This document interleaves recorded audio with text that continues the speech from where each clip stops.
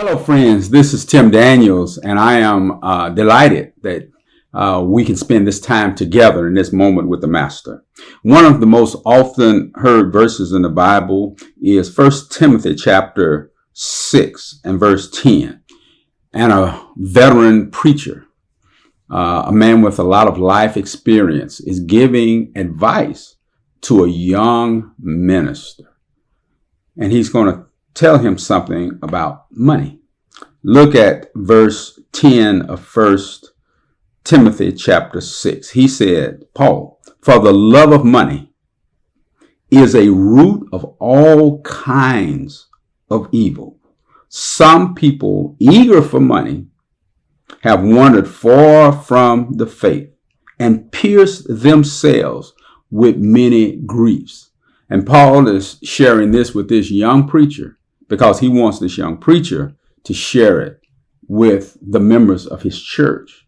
And he said the love of money, not money, but if you love it, he said it will cause you to leave the faith.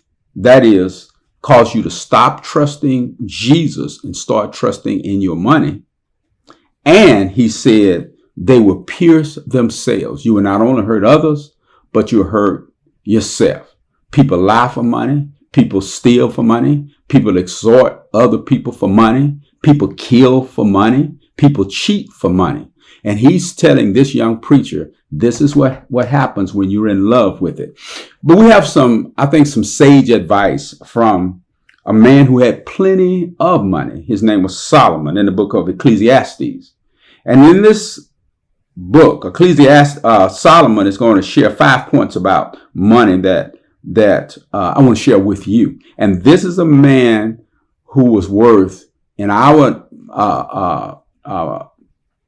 value today, when it comes to the value of money, if you took what he had and value it against what it's worth today, he was a multi-billionaire. And he's going to say 5 things about money. He says in verse 10, whoever loves money never has enough.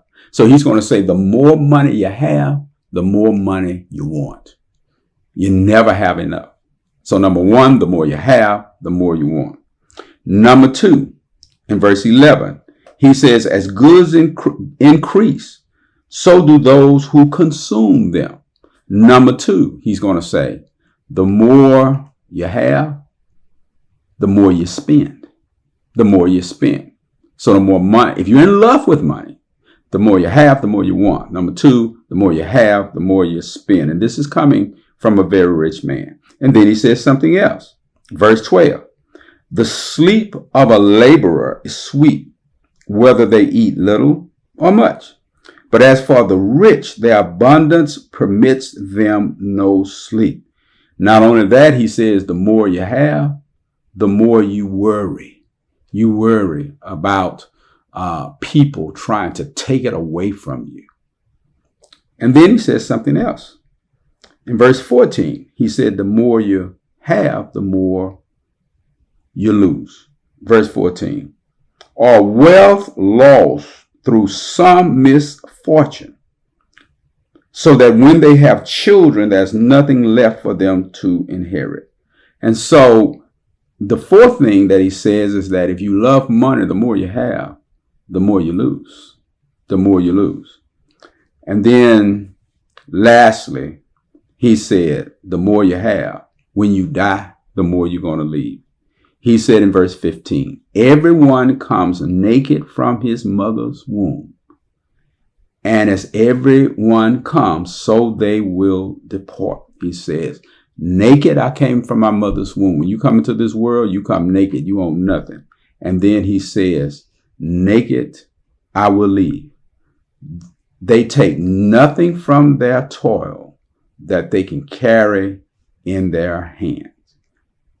The more you have, the more you leave.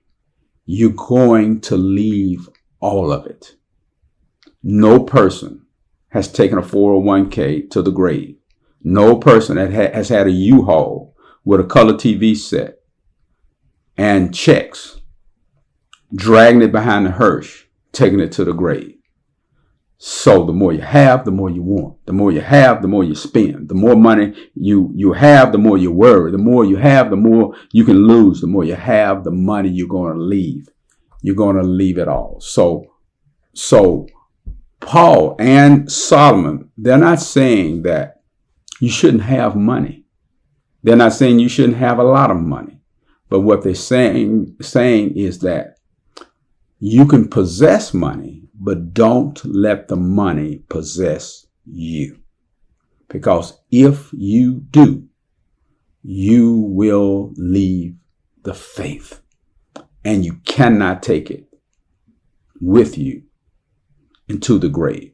So if you are watching me right now and God has blessed you with money, use it wisely. We'll talk about that next time, about how you can use what God has given you in a wise way, so that you will be a blessing and leave both an inheritance and a legacy.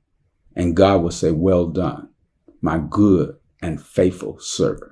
Because what I gave you, you didn't just receive a blessing, you became a blessing. See you again next time, friends. Thank you.